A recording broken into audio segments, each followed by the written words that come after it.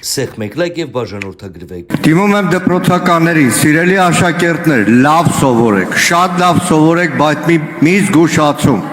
Նիկոլ Փաշինյանից բան չսովորեք։ Հակառակ դեպքում ձեր կողքի ապրող վատ ապրողը, թոշակառու տատիկը, դուք ոչ թե փորձելու եք իրան օգնել որպես հայրենակից, այլ ասելու եք փոքր ժամանակ դու լավ չես սովորել, դրա համար լավ չես ապրում։ Այդ ոնց է ստացվում, Խաչիկ Սուքյասյանը լավ հյուրանոց է սարքում, պիցերիա է սարքում, բանկ է սարքում, կառավարությունը չգիտի ոնց սարքի։ Բա խեկդ է նստած, խեկդ է նստած։ Ձեր ամբողջ աշխատանքը զերոյացնում ասում, բան չգիտեք, որ չգիտեք խեկդ է նստած։ Ինչ վերաբերում է Ղարաբաղյան շարժմանը, շարունակելով Խաչատրյան Արտուրին։ Դեռ 21 թվականին Ստալին, Բաղիրով, Բերիա, Ավիս Նուրիջանյանն էին ասում Ղարաբաղյան շարժում չպետք է լինի։ Հետո Սուսլովներ ասում չպետք է լինի, Կևորկովներ ասում չպետք է լինի, Էլչիբեյը, Մութալիբը, այսպես ասում են, բայց Ղարաբաղյան շարժումը կար։ Ես ճիշտ ասած մինչև հարցից պատրաստվելը գնացի, փորձեցի նոթագրեմ, որ ինչ է Ղարաբաղյան շարժումը։ Ղարաբաղյան շարժումը շրջադարձային նշանակություն ունեցավ հայ ժողովրդի հետագա պատմության համար։ Հայաստանում եւ Արցախում ձևավորված համաժողովրդական շարժումը բացառիկ է իր հզորությամբ, խորապես ազգային է եւ ժողովրդավար։ Շարժումը մեր պետականության վերականգնման առաջին քայլը հանդիսացավ, որով վերագտանք ազատ եւ անկախ ապրելու մեր ճակատագիրը կերտելու եւ մեր ապագան տնօրինելու վճռականությունը։ Հետերվարյան շարժումը հայոց վերազարթոնքի մի բացառիկ օրինակ էր, որը ոգեշնչեց միլիոնների, մենք վերագտանք մեր ազգային միասնություն եւ այլն։ Ճիշտ ասած, չէի հասցնի այդքան գրեի, դրա համար Նիկոլ Փաշինյանի 22 եւ 19 թվականի ուղերձներից մեջ բերում էր։ Թոքի մասին ընդդիմադիր Նիկոլ Փաշինյան, բյուջեի քննարկման ժամանակ ելույթումը տեսած է։ Հարցը ձևակերպեք, 300 տարվա մեջ միակ ազգային շարժումը եղել է Ղարաբաղյան շարժումը։ Ի նկատի ունենալը Իսրայել օրի բան ստրկացնում են։ Պարոն Մանուկյան, ժամանակը ավարտվել է, հարցը ձևակերպեք։ Արագ վերջացնեմ։ Անջատեք պարոն Մանուկյանը, խոսափ։ Դա ինչ է նշանակում չի ավարտվել։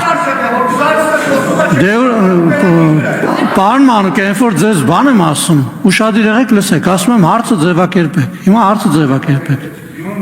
Սպասեք մի րոպե, թող միանա միկրոֆոնը, որ Դիմում Նիկոլ Փաշինյանի, ուրիշներին կրթվելու դաս տալու փոխարեն ինքներդ կրթվեք։ Այն օրը հարցազրույցում Մինսկի խմբի ձևակերպում եք տվել, որ Մինսկի խումբը ձևավորվել է Ադրբեջանում տարածքում կոնֆլիկտի համար։ Ոնե Վիկիպեդիա կարդացեք։ Հարց ունեմ էլի, լավ ինչ հարցամ։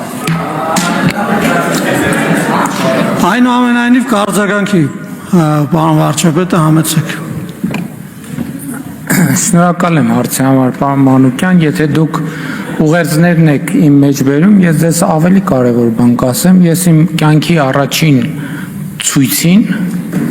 մասնակցել եմ 1988 թվականին, ես այդ ժամանակ եղել եմ 7-րդ կամ 8-րդ դասարանում եւ այլն։ Հա ինչ այդ ուղերձները, որ մեջ բերում եք, այսինքն ինչի համար եք, բա հենց դրա մասին է խոսքը։ Հենց դրա մասին է խոսքը։ Բա հենց դրա ապացույցն է, որ այդ օրակարգի մեջ ընենք չի, որ մենք վայ ուրիշ տեղից եկել ենք, ուրիշ միջավայրից եկել ենք եւ ուրիշ բան ենք ասում։ Բայց մեր անցած ճանապարհն է, պետք է մի հատ հետ նայենք, պետք է մի հատ վերլուծենք։ Էդ էլ է կրթության մաս։ Ես ուրիշներին կոչ չեմ անում կրթության, ես ինքս ինձ եմ կոչ անում կրթության եւ իմ կրթության արդյունքներն եմ ձեզ ներկայացնում, այդ թվում այս հարցերի արձանագրման համատեքստում։ Եվ այո, ասում եմ, արձանագրում եմ։ Այդ բանը, այդ ուղերձները գնացել եք բան թակուն ձեր ծանոթների միջոցով եք գտել, այդ ուղերձները իմ կայքում, իմ էջերում դրած է։ Դա ինչի մասին է բան անում։ Հիմա եկեք, եթե մենք էլ տենց փորփրենք, գնանք 88 թվականին եւ 90 թվականին Ղարաբաղյան շարժման վերաբերյալ դաշնակցության դիրքորոշումները հələ բացենք նայենք։ Մենք մի հատ տեսնենք, թե ինչի մասին էր այդ դիրքորոշումները, պաշտոնապես արձանագրված։ Այդ ինչի համար եք տեսարաններ, վայ երեխեք բան չսովորեք, հա, թող չսովորեն, թող ձեզնից սովորեն։ Կարծում եմ ձեզնից ավելի շատ բան կա սովորելու, թե ինչպիսին պետքա չլինի քաղաքական ուժը եւ պատգամավորը։ Բայց հիմի այդ որ ասում եք հարևանին չի օգտվելու, ես իմ սեփական փորձից եմ ասում, ես ոչ թե իմ սեփական միջոցներով, պետական բյուջեի միջոցներով օրական տասնյակ մարդկանց հանձնարարում եմ, որ օգնություն ցույց տան, եւ ես հետեւում եմ այդ մարդկանց հետ ինչ է տեղի ունենում։ Ոչ մի բան, իրանք նորից են այդ նույն նամակը գրում։ Երկրորդ անգամ, երրորդ անգամ, չորրորդ անգամ, հինգերորդ անգամ, եւ ես դեմ չեմ։ Ես ուզում եմ հասկանամ, այս մարդկանց կյանքում ինչ է փոխվելու, ինչ է փոխվել։ Եվ մենք մարդկանց այդ օգնություններով ստրեկացնում ենք։ Այդ ձեր իշխանության քաղաքական գիծն է եղել, որ լավ է 5000 դրամ արай քաղաքական դրախտ է։ 5000 դրամով կարելի է մարդուն ոնց ասես կառավարել, բայց այդ է եղել ձեր ամբողջ քաղաքականությունը։ Բայց եթե ձեզ համար կրթությունը կարևոր լիներ, ինչ ենք մենք այսօր ընկել բան, դպրոցում մանկապարտեզ կառուցելու մասին խոսում։ Երկրում տասնյակ դպրոցներ, հարյուրավոր դպրոցներ բան չունեն, մարզադահլիճ չունեն, որ երեխեքը բան ֆիզկուլտուրա անեն։ Բայց դրա համար սերունդի կեսը ինչքան հիվանդությունների ցանկ կա, պետք է բան լինեն, այդ հիվանդությունների ցանկին համապատասխան են։ Բայց Ղարաբաղի մասին գոռալով չի։ Այո, մենք չենք շարունակելու Ղարաբաղի ուզում եք թռեք վերև, ուզում եք իջեք ցած։ Արձագանք։ Եվ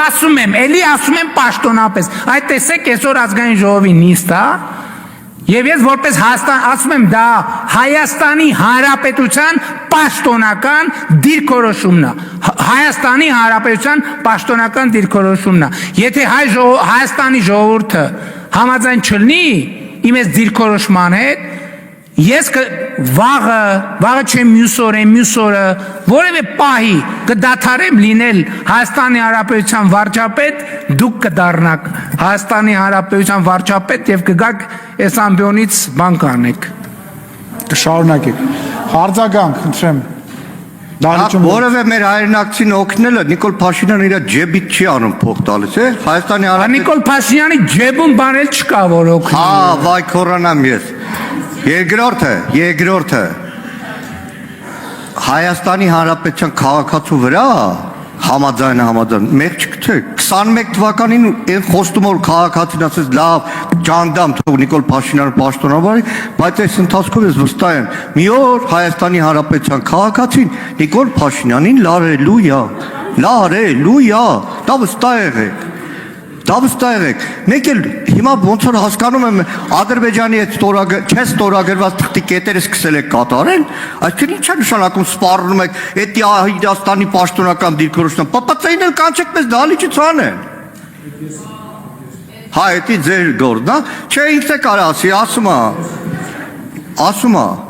հայ ժողովուրդը որոշում չի կայացրել։ Հայ ժողովուրդը 21 թվականին ուրիշ որոշում է կայացրել, այն ինչ որ չեք կատարել ձեր ծրագրում։ Պարոն Մանուկյան, հայ ժողովուրդը դե յուրե որոշումներ կայացնելու մեխանիզմ չունի։ Դե յուրե որոշում կայացնելու մեխանիզմ ունի Հայաստանի Հանրապետության ժողովուրդը, որ ունի հարաքվեների մեխանիզմ, ընտրությունների մեխանիզմ եւ այլն։ Այդ ձեզ պետք է այդ ապա կամ արտապետական մոտեցումը, ինչից հայ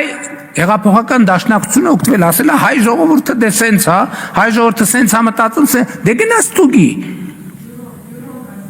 Ով է որոշել, ինչ իրավունքով, ընդհանրապես ինչ իրավունք ունեք դուք, ես կարող եմ ասել, ես ինչ իրավունք ունեմ խոսել Հայաստանի Հանրապետության ժողովրդի անունից։ Դուք ինչ իրավունք ունեք հայ ժողովրդի անունից խոսել։ Այդ մասով, բայց ոչ ավել։ Լրություն, դահլիճում, լրություն։ Այո, դուք կարող եք արտահայտել ձեր կարծիքը։ Դուք ներկայացնում եք ողջ ժողովրդին, ես էլ ներկայացնում եմ ժողովրդին եւ նրա կողմից հիմնադրված Հայաստանի Հանրապետությունը։ Շնորհակալություն, պարոն վարչապետ։ Ջուլիետ Ազարյան, համեցեք։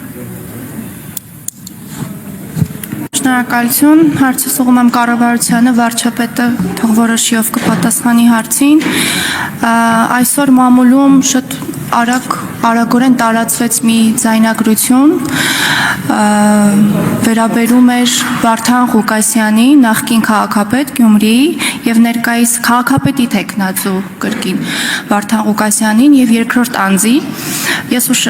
իրավապահ համակարգի ուշադրությունն եմ ուզում հրավիրել այդ ձայնագրությունը նախ հասկանալ իրական էր թե ոչ, եւ եթե իրական էր, այնտեղ մի կարևոր կտոր կար, որում կարելի է ասել փաստացի գյումրեցիների որոշակի մի խմբի կյանքի եւ առողջությանը վտանգ է սպառնում, որովհետեւ ըստ էության այդ ձայնագրության մեջ եթե եմ ուզում ընդգծել, եթե իրական էր, երկրորդ կտորով, որտեղ քաղաքապետի տեխնացուն նշում է, որ ովքեր չգան իր այդ հանդիպման, այն անձինք, որոնց ժամանակին տարածքներ եւ խանութներ է տվել, նախ այս կտորը եւս պետք է հասկանալ ինչ հիմունքներով է քաղաքապետը իր պաշտոնավարման օրոք գույքեր տվել եւ շարունակելով այս թեման, նախկին քաղաքապետը ապօրինի ծագում ունեցող իր գույքի բռնականացման հայցը դատարանում է եւ դատախազությունը պահանջում է Վարդան Ղուկասյանից օգուտ Հայաստանի Հանրապետությանը բռնականացել 17 գույք եւ 224 միլիոն դրամ։ Ես խնդրում եմ պատասխանել ինչ ընթացք կա նշածից վերաբերյալ եւ այս process-ը ինչ փուլում է գտնվում։ Շնորհակալ եմ։ Հարցին կպատասխանի Հայաստանի Հանրապետության վարչապետ Նիկոլ Փաշինյանը, համեցեք, պարոն վարչապետ։ Շնորհակալ եմ հարցի համար Տիկին Ազարյան։ Մի մասով հարց վերաբերում է իրավապահներին, թող իրենք զբաղվեն։ Այն մասով, ինչ մասով ես ասելիք կարող եմ ունենալ, ես այդ ասելիքը ասել եմ մարտի 9-ին կարծեմ Գյումրիում։ Ուրիշ ասելիք չունեմ, մնացած ասելիքը թող ասի գյումրեցին, իմ գործառույթն է, որ ապահովել, որպեսզի Հայաստանի Հանրապետության քաղաքացիները ազատ կամ արտահայտման հնարավորություն ունենան, եւ ես կարող եմ ասել, որ այն, որ դուք ասում եք, որ որևէ դուրս պրծուկ չի կարա Հայաստանի ընտրողի կամքին բռնանա։ Եթե որևէ դուրս պրծուկ փորձի Հայաստանի Հանրապետության քաղաքացու ընտրության կամքին բռնանա, ինքը շատ արագ կհայտնվի որտեղ ասեմ ասֆալտին, ամենաարագը տեղը։ Մնացածը թող գյումրեցիները ասեն, ես վստահ եմ, որ եւ գյումրեցիները, ոչ թե վստահ եմ, ես երաշխավորում եմ, որ եւ գյումրեցիները եւ փարաքարցիները ազատորեն իրենց կամք արտահայտելու հնարավորություն կունենան։ Մեր դիրքորոշումն էլ հետեւյալն է, որ ժողովրդի արտահայտած ցանկացած կամք մենք ի գիտություն ենք ընդունելու եւ ժողովրդի ասածը մեզ համար օրենք է, իրանք թող տեսնելով եւ հենվելով փաստերի վրա կայացնեն իրանց որոշումը, ոչ թե մեր։ Արձագանք։ Շնորհակալ եմ։ Շնորհակալություն, պարոն վարչապետ, հաջորդ հարցի համար Աննա Գրիգորյան, համեցեք։ Խաղաղության պայմանագիր կոչվող փաստաթուղթը, որը հողի վրա որևէ կերպ խաղաղություն չի բերելու, այսօր հայտարարվեց, որ Նիկոլ Փաշինյանը հայտարարեց, որ քննարկվել է կառավարությունում ԿՊ խմբակցության հետ անվտանգության խորհրդում։ Ցավոք եւ ողբերգությունն այն է, որ ձեր կայացրած որոշումները միայն այդքանիտ վրա չի, որ տարածվում է։ Ձեր կայացրած որոշումների հետևանքը կրում է ամբողջ հայ ժողովուրդը։ Եվ ես ուզում եմ ձեզ հիշեցնել ձեր իսկ խոսքերը, որ երկրում իրական իշխանությունը ժողովուրդն է, դուք ընդհանրապես տեղապահն եք։ Եվ որպես տեղապահ չեք կարող ստորագրել մի պայմանագիր, որի մասին իրական իշխանությունը, այսինքն ժողովուրդը տեղյակ չէ։ Այսինքն դուք որպես ով եք պատրաստվում ստորագրել այդ փաստաթուղթը։ Դուք նման լիազորություն չունեք։ Հաջորդ հարցը։ Ցանկացած բանակցություն ենթադրում են փոխզիջումներ։ Այս հարցը մենք շատ անգամներ ենք հնչեցրել, երբեք չենք ստացել սրա պատասխանը։ Վերջերս հարցազրույցի ժամանակ դուք ասում եք, լավ է ինչ ազիջել, որ Հայաստանի Հանրապետությունը, թող ասեն ինչ ազիջել Հայաստանի Հանրապետությունը։ Չեմ սխալվում, չէ՞, նման հարցադրում եք հնչեցնում։ Հիմա ես ընդհանրապես մի քանիսը թվարկեմ, որից հետո ես կակնկալեմ, որ գոնե մեկ զիջում ադրբեջանական կողմից կասեք։ Առաջինը 2020 թվականի նոյեմբերի 9-ից հետո, դեկտեմբերի 17-ին ձեր իսկ հրամանով Վաղարշակ Հարությունյանի կողմից ստորագրվում է մի փաստաթուղթ, որը մինչև այսօր նույնիսկ համարվում է պետական գաղտնիք սեփական ժողովրդից, որովհետև մնացած բոլորը գիտեն դրա մասին, չի հրապարակվել մինչև այսօր։ Այդ փաստաթղթով զորքերը մինչև 20 կիլոմետր հետ են քաշվել, որի արդյունքում մենք լրջագույն անվտանգային խնդիրներ ենք ունեցել, հատկապես հենց Սյունիքի այդ սահմանի երկայնքով։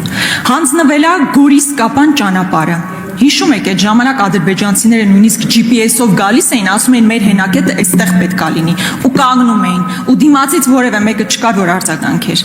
Զիջվել է Կապան-Ճակատեն ճանապարհը։ Տավուշում առանց սահմանազատման բուն գործընթացը սկսելու եւ կանոնակարգի հաստատման զիջվել են տարածքներ, որոնք անցել են ադրբեջանական վերահսկողության ներքո եւ դրա փոխարեն գոնե 1 քառակուսի կիլոմետր Հայաստանի Հանրապետության սուվերեն տարածքներ չի դեօկուպացվել։ Բանակցությունների ընթացքում իմիջիայլոց կար առաջարկ, որպես մարտով կարդացել է այդ թուղթը,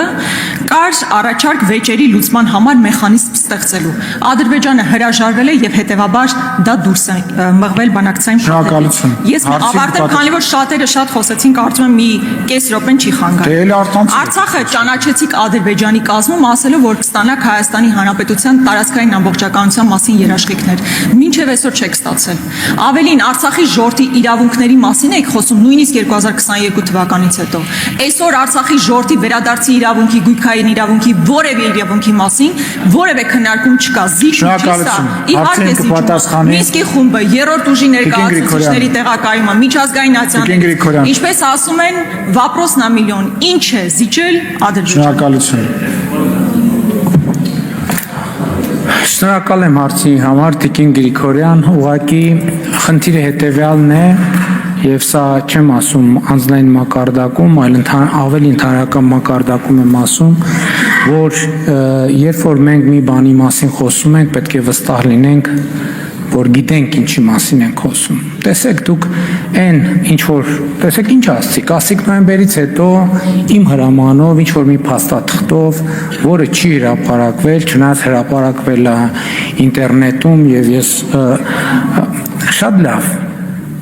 ինչա տեղի ունեցել, զորքերը կանգնել են Հայաստանի Հանրապետության ինքնիշխան սահմանի վրա։ Դուք ասացիք, որ անվտանգային խնդիրներ ենք առաջացրել, լրջագույն խնդիրների առաջ ենք կանգնել։ Այդ են եզակի հատվածներից է, որ 2020 թվականի նոյեմբերի 9-ից էսկոմ հրադադարի ռեժիմի խախտման մի հատ դեպք չի եղել, մի հատ դեպք է եղել, այս վերջին հայտնի դեպքը, որտեղ էլի շատ բան իրավիճակ էր։ Մեծ հաշվով ոչ մի հրադադարի ռեժիմի խախտման դեպք չի եղել։ Այդ որոշման արդյունքում այսօր Երևան-Կապան օդանավը թռնում է եւ վերադառնում է։ Այսինքն ես ինչի համար եմ այս օրինակը բերում, ասելու համար, թե ինչ նկատի ունեմ, ասելով եւ որ մի բանի մասին խոսում ենք, պետք է համոզված լինենք կամ առնվազն հոգ տանենք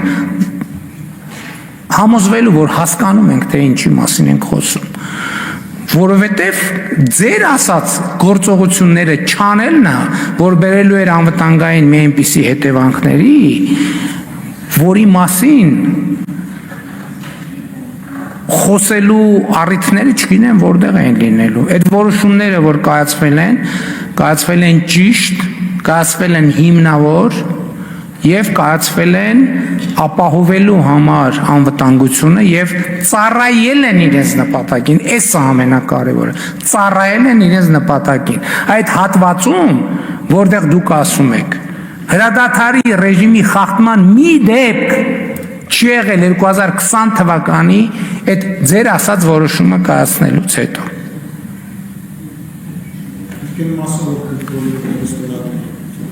Ինչ? Հա։ Դե դա գիտեք հիմա ես բան չեմ անելու, էլի կներեք, էդ էլ հասարակագիտության 7-րդ դասանի դասագրքի դասա, այդ դասը ես չեմ կարծում, թե պետքա հիմա բան անեմ։ Տամ այդ դասը։ Հայաստանի Հանրապետության վարչապետը ունի լիազորություններ, Հայաստանի Հանրապետության արտաքին քաղաքականությունը որոշում եւ իրականացնում է կառավարությունը, այդ ստորագրած թուղթը ստուգման ընթացակարգեր ունի, սահմանադրական դատարան, ազգային ժողով, ել չեմ ասում, որ դրանից դուրս Հայաստանի Հանրապետությունը ժողովրդավարական պետություն է եւ ժողովրդի իր կամքը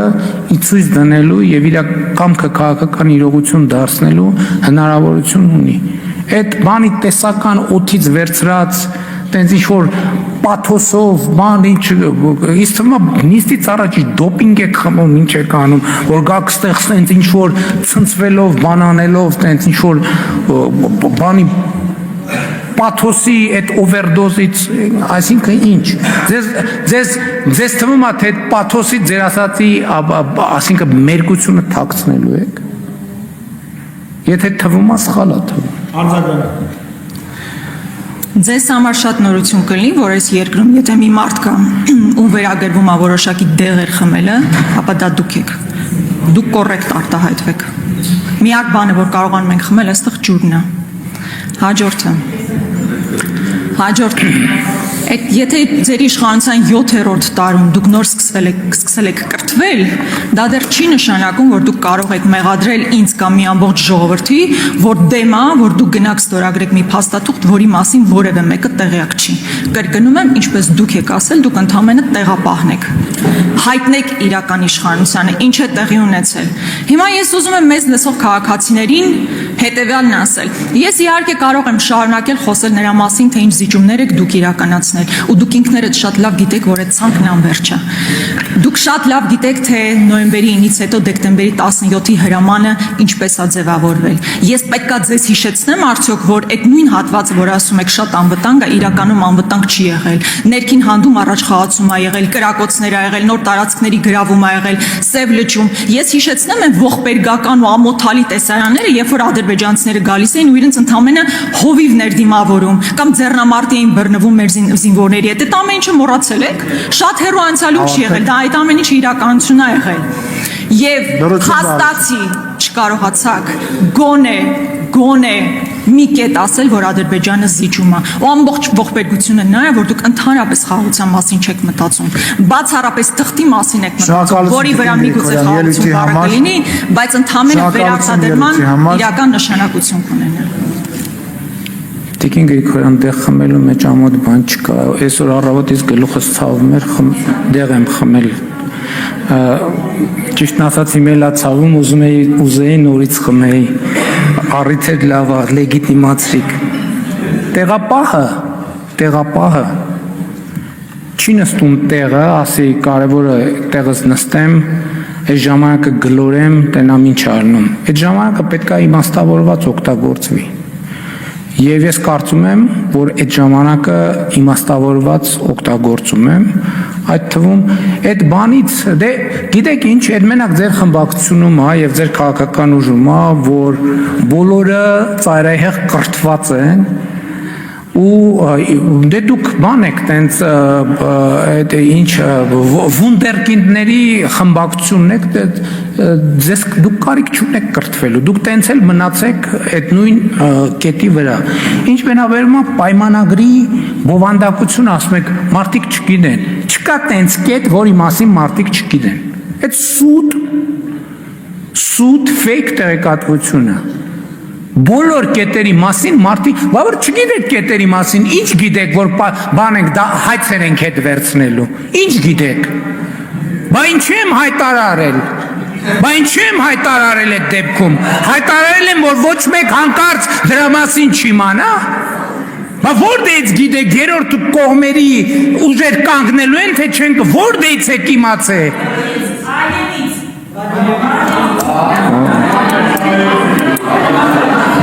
Դալիճում լրություն,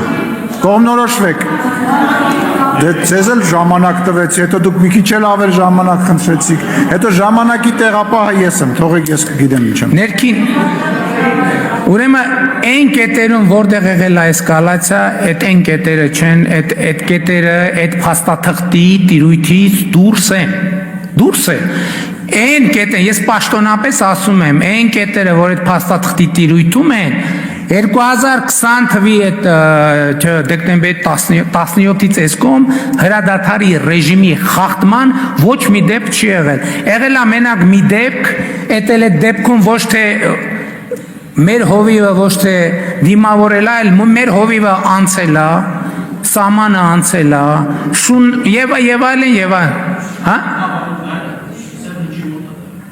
Չէ, դա այդ չի։ Ինչ վերաբերվում է ձեռնամարտին հովիվներին դիմավորելու, այդ հովիվներին դիմավորելու եւ ձեռնամարտի մասով մի շարք, այդ թվում բարձրաստիճան եւ նման դրվագներով բարձրաստիճան զինվորականներ քրեական գործերով անցնում են, դուք օրը մի քանի անգամ իրաց մասին խոսելիս ասում եք հերոսները։ Բա իրաց ինչի չեք ասում, այդ ինչ վիճակ էր այդ տարածքում, որ մի հատ էլ բանը հովիվները պետք է դիմավորեին։ Բա դուք ինչով եք զբաղված։ Բա դեր գործի անուն ի՞նչ է։ Բա ինչի եք իրաց դարձնում քաղաքական հալածյալներ։ Ինչի՞ չեք բան անում։ Բա այդ մեզ հələ առաջարկում եք գնդակահարել եք հասկացանք։ Բա իրանց ինչի՞ չեք առաջարկում գնդակահարել։ Ինչի՞ չեք այդ դասալիքներին ինչի՞ չեք առաջարկում գնդակահարել։ Այդ վախկոտ փախածներին ինչի՞ չեք առաջարկում գնդակահարել։ Ձեր հրահանգով էին փախնում, որ Հայաստանում բան անեիք, քաղաքական պրոցեսներ հրահրեք, բա ինչի՞ եք քաղաքական բանտարկյալներ կամ իրանց քաղաքական հալածյալներ համարում։ Լրություն դահլիճում, պարոն Մանուկյան, տեղից չենք խոսում։ Տեղից չենք խոսում։ Պարոն Օհանյան, տեղից չենք խոսում։ Պարոն Օհանյան, դադարեցրեք։ Լիլիթ Ստեփանյան։ Շնորհակալ եմ կառավարության հարգելի գործընկերներ, հարցս ուղղում եմ Հայաստանի Հանրապետության վարչապետ պարոն Նիկոլ Փաշինյանին, չգիտեմ գուցե լավ եղավ, որ ես հարցս պետք է ձեզ ուղղեմ Տիկին Գրիգորյանի հարցից հետո, պարոն վարչապետ, անշուշտ խիստ կարևոր են Հայաստանի Հանրապետության ներքին եւ արտաքին քաղաքականությանը վերաբերող ցանկացած քննարկում, որոշում, պայմանագրի նախագիծ կամ արդեն վավերացված պայմանագիր, բայց այս օրերում եւ ընդհանրապես տարածաշրջանում եւ աշխարհակաղակական պրոցեսների համատեքստում դրանցից երկուսը խիստ առանցքային են, եթե չասենք ելակետային, հատկապես Հայաստանի Հանրապետության համար։ Այսօր խաղաղության համաձայնագրի կամ պայմանագրի վերաբերյալ բազմաթիվ հարցեր հնչեցին, սա գուցե նույնիսկ լավ է, այսինքն հանրության յուրաքանչյուր ներկայացուցիչ հետաքրքրված է խաղաղության պայմանայնիվ, եւ այս հարցում կուզեի ձեր, մեր եւ մեր նիստին հետևող քաղաքացիների ուշադրությունը գրավել, հատկապես ընդդիմության կողմից տարածվող մի թեզի շուրջ, որ ասում են, թե այս պայմանագիրը հերթական կապիտուլյացիան է, ընդհանրական գնահատական են տալիս, որ սա մի հրաշալի փաստաթուղթ է ի օգուտ Ադրբեջանի եւ մի խայտառակ փաստաթուղթ է ի վնաս Հայաստանի Հանրապետության։ Եթե մենք դիմում ենք պարզ տրամաբանությանը, ապա ըստ երևույթին պետք է որ Ադրբեջանը շահագրգռված լիներ 1 րոպե շուտ ստորագրեր այս փաստաթուղթը, այնինչ իրականությունը դրանից մի քիչ տարբերվում է։ Իդեպ մեր ընդդիմադիր գործընկերները այս թեզը տարածելուց անմիջապես հետո չեն մոռանում ասել, որ փաստաթղթի վերջնական բովանդակությանը ծանոթ չեն, բայց չեն արարում եւ այնուամենայնիվ իրենց քաղաքական դիվիդենդներ հավաքելու process-ին համահունչ ինչ որ թեզեր են շարունակում եւ երկրորդ թեզը, որին կուզեի անդրադառնալ, պարոն վարչապետ, դա միջազգային Ատյաններից հայցերի հետ քաշումն է, այս ամբողջ աղմուկի մեջ հանրությունը լսում է հետևյալ միտքը, որ Ադրբեջանը չունի միջազգային ատյաններում հայտեր, այլ միայն Հայաստանը ուներ եւ դա զիջում է միակողմանի եւ մենք հետ ենք քաշում։ Պարոն վարչապետ, կցանկանայի ձեր գնահատականը այնուամենայնիվ տակ, հուսով եմ այսօր այս հարցը կլինի վերջինը, երկարաժամկետում ինչ է շահում Հայաստանի Հանրապետությունը խաղաղության պայմանագրի ստորագրման դեպքում եւ ինչ է կորցնում։ Հարցին կպատասխանի Հայաստանի Հանրապետության վարչապետ Նիկոլ Փաշինյանը, համեցեք պարոն վարչապետ։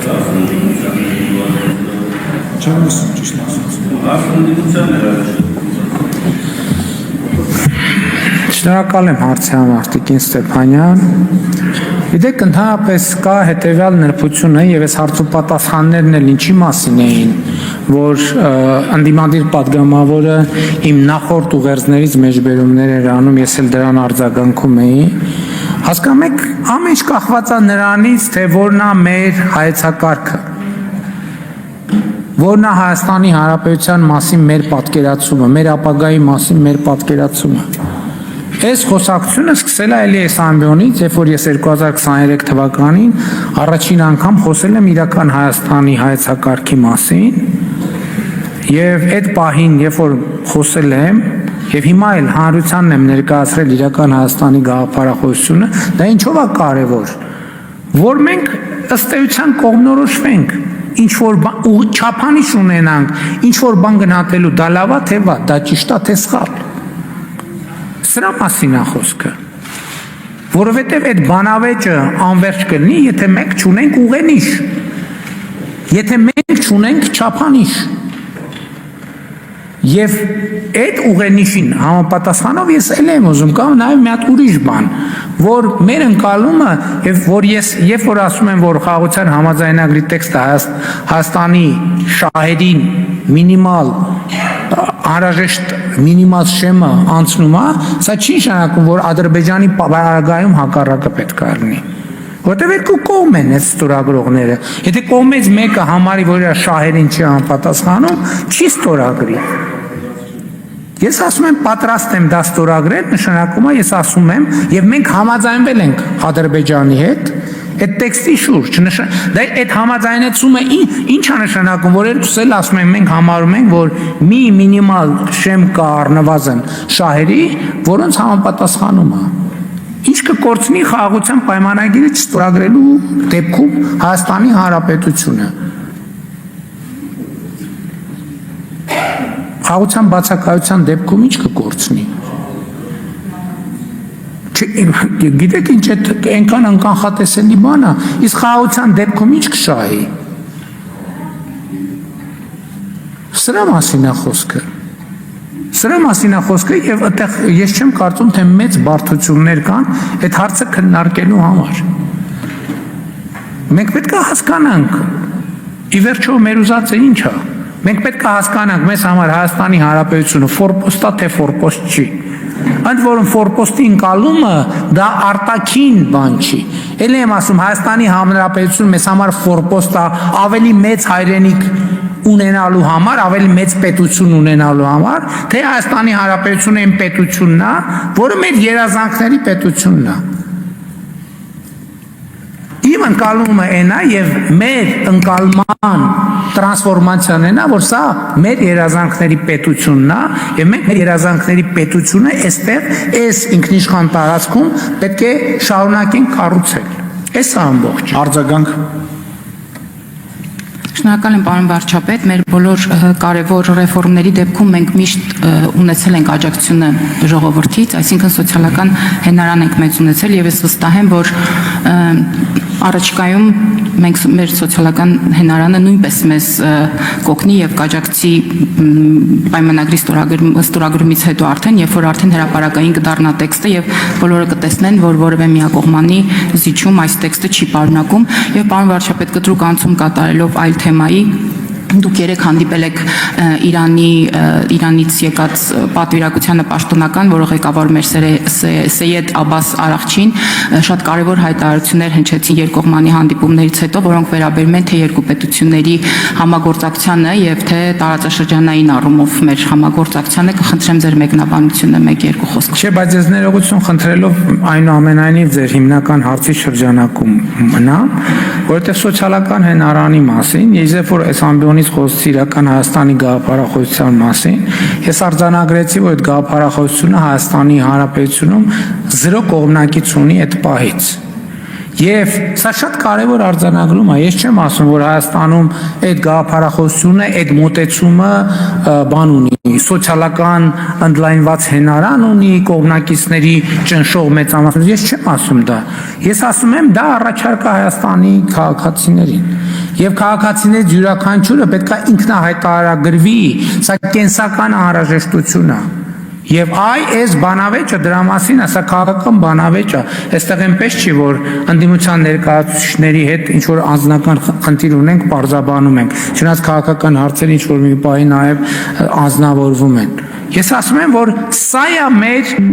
ճանապարհը եւ պատկերացումը։ Հիմա եթե այսօրվա բանավեճը վերաձևակերպենք, ես ուղիղ ասում եմ, չկա սոցիալական հենարան։ Հայաստանի Հանրապետության քաղաքացիները պետքա որոշում կայացնեն այսօրվա բանավեճի հարցի վերաբերյալ։ Մենք շարունակում ենք Ղարաբաղյան շարժումը տարբերակավ եւ գնում է մեր ժողովուրդը մեր հարգելի ընդդիմադիրների հետևից կամ ընդդիմադիրների առաջնորդությամբ, կամ մենք գնում ենք իրական Հայաստանի գաղափարախոսությամբ, խաղաղության պայմանագիր ենք ստեղծում, կենտրոնանում ենք մեր երազանքների պետությունը, մեր երազանքների պետություն դարձնելու բանի վրա, գործի վրա։ Ընտրությունը, խորհրդանական ընտրությունը տեղի ունենալու 2026 թվականին, հունիսին, ըստ ամենայնի, բայց այսօր է այդ ընտրությունը։ Այսօրվանից ամեն քաղաքացի համար այդ ընտրությունը պետք է կայացնի։ Եվ Հայաստանի կառավարությունը այս պարզա չէ, երբեք ոչ մի միջոց չի ձեռնարկելու, որ վայ ոնց անենք, որ քվեաթերթիկում ես մի քվեատուփի մեջ ընտրությունն է, ոնց անենք, փոխենք, դարձնենք։ Մենք չենք անելու դա, չենք արել, չենք են անելու։ Սա մի կողմից լավ է քաղաքացու համար, որովհետև իր ձայնը արտահայտվելու է։ Մյուս կողմից էլ սա պատասխանատվությունը, որը մենք տեղապահի կարգավիճակով կրում ենք միայն մեր վրա, ընտրությունների օր այդ պատասխանատվությունը բաշխվելու է ընտրության մասնակցող բոլոր քաղաքացիների վրա։ Այն, որ ասում է 3 միլիոն վարչապետ կա, այդ քվեարկության պահին ընտրողների ցուցակում երևի ավելի քիչ են մարդիկ, թիվը չեմ կարող։ Այդ ընտրության պահին, ոնց որ վարչապետը որոշումներ է ստորագրում եւ այլն կառավարությունը, այդ ընտրության պահին այդ ընտրությունն է տեղի ունենալու եւ այսօր էլ այդ ընտրությունը։ Եվ այսօր էլ այդ ընտրությունը մեր ընդդիմադիրները շաբաթը մի անգամ կոչ են անում, որ եկեք ժողովուրդ իշխանությունը փոխենք եւ այլն։ Դա ինչի մասին է։ Դա սրա մասին է։ Ես բացարձակապես դեմ չեմ, անկեղծ եմ ասում, նույնիսկ կողմ եմ։ Եթե մեր ժողովուրդը գտնում է, որ մենք գնում ենք սխալ ճանապարհով, ես կոչ եմ անում, թող դուրս գան, արտահայտվեն եւ Հայաստանում անեն իշխանափոխություն։ Եթե տենց գտնում է, որովհետև սա շատ պատասխանատու պահ է, ստեղ այն բաներ, այն սովորական ռեժիմները չեն աշխատում։ Ստեղ չկա, որ ամենատարբեր վայրի վերումներ, շատ հստակ է ընտրությունը, բայց ընտրությունը հիմա է, որը ժամանակ հետո լինելու է քվեարկություն, բայց ընտրությունը պետք է կատարվի։ Սրա մասին է խոսքը։ Շնորհակալություն։ Հաջորդ հարցի համար Հովիկ Աղազարյան։ Հարցը ուղղում եմ Հայաստանի Հանրապետության վարչապետ պարոն Նիկոլ Փաշինյանին։ Խաղաղության պայմանագրի նախագծի վերջնական տեքստի հետ կապված վերջին երկու հոդվածներից մեկը վերաբերում է նրան, որ կողմերը պարտավորվում են եթե ճիշտ եմ ձևակերպում իհարկե, հետ կանչել դատական հայցերը միջազգային դատարաններից։ Հնարավոր է արդյոք ունենանք այսպիսի իրավիճակ, ադրբեջանական կողմը հետ քաշի դատական հայցերը, մենք հետ կանչենք դատական հայցերը եւ դրանից հետո Բաքվում այսօր ընթացող այսպես կոչված դատավարության արդյունքների հիման վրա ադրբեջանական կողմը նոր հայցեր ներկայացնի։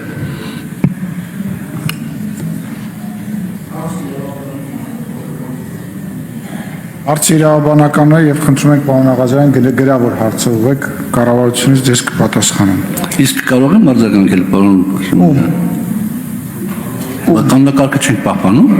Տենց է ձևը, որ Չէ, եթե կարող եմ, չեմ կարող։ Պատասխան չկա, պարոն Աղազարյան, ասում եմ պատասխան կա, ես ինչ շատ էլ պատասխանել։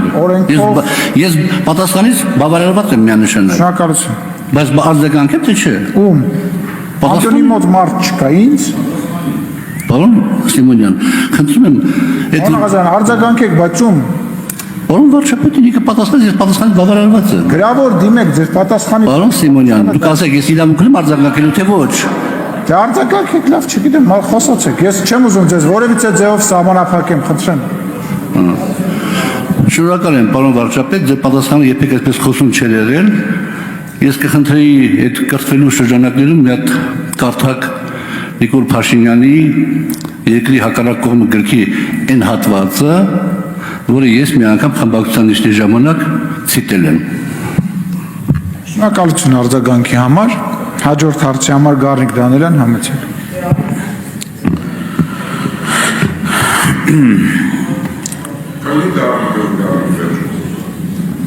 Ուրեմն 18 թվականից սկսած մեր հայրենակիցները տարբեր տիպի խոստումներ են լսում եւ այդ խոստումները, որ տրվում են ամեն անգամ եւս մեկ անգամ համոզվում ենք, որ այն խոստումները, որ տրվել են ես 7 տարիների ընթացքում, նախ ոչ մի խոստում էլ չեք կատարել, պարոն Փաշինյան։ Դրանից հետո արհավիք է բերել մեր ժողովրդի գլխին, հետո գնացել եք ընտրությունների մի ծրագրով, որ Շուշի հադրութ պիտի դեօկուպացնեք, դեօկուպացիայի հարց անջատում հանուն փրկության եւ այլն։ Ուրեմն Արցախ էսպայն գոյություն չկա, քիչ չի։ Դուք մի հատ այստեղից գալիս եք հայտարարում եք, որ Արցախի հարց չկա։ Հազարամյակներով որ այդ մարդիկ մեր հայրենակիցները ապրել են այդտեղ, չկա։ Հիմա նորից էլ ինտրություն կլինի, էլի կգնաք կմանիպուլացնեք, տարբեր բաներ կասեք, կխոսակ, կասեք իրական Հայաստանից ենք խոսում, բայց այդտեղ էլ ճիշտ չէ կլինի, էլի կխաբեք։ Ինչ վերաբերվում է մեր սահմաններին, որ ասում եք, դե դատապարտեիք, ասեիք զինվորականներին, դեր գյուղի օրինակը ամենացծուն օրինակն է։ Վերջերս տեղի ունեցած ուրեմն շատ տարիներ առաջ չի տեղի ունեցել, երբ որ սահմանապահ զորքերը եւ ՊՆ-ն իրարից տեղյակ չէին, դուք դրա մասին շատ լավ գիտեք։ Եվ մեղավորությունը ստեղ գցել ընդդիմության վրա, ես դրա լոգիկան չեմ հասկանում։ Դուք ձեր ներսում չեք կարող հասկանալ աջ ձեռը որտեղ է ձախը որն է։ Իրար հետ չեք կարողանում, այդ ստրուկտուրաները չեն աշխատում։ Եվ դրա պատասխանատվությունը կրում եք դուք։ Եվ հերիք է մեզ սովորեցնեք ինչ ուտել, ինչ քշել, ինչ հագնել, ինչ սովորել։ Հոգնել ենք արդեն դրանից։ Կամ ինչն է պետք, ինչը չի պետք, իրական, ոչ իրական։ Դուք արդեն հասել եք նրան, որ հեսա երկունից հետո կարող է կաթողիկոսի պարտականություններն էլ վեկալեք ձեր վրա։ Հարցս հետևյալն է, սահմանազատման, սահմանագծման այս գործընթացը որ կա,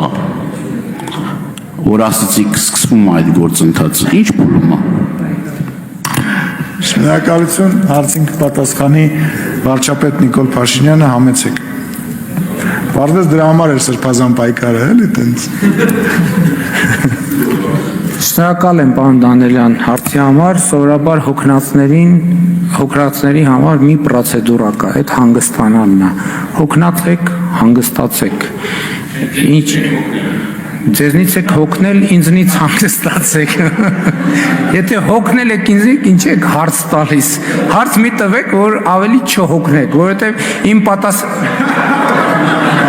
Ինչ ասեմ։ Աշխատա։ Դե ինչ ասեմ։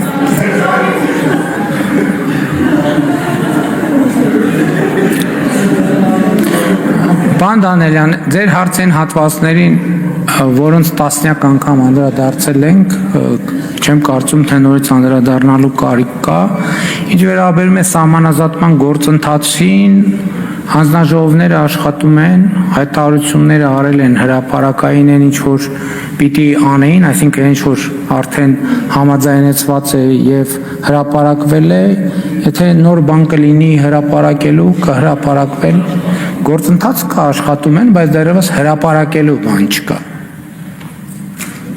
Թե չկհրապարակեին, հակառակ դեպքում իմաստ չուներ։ Արձագանք Չհրապարակել։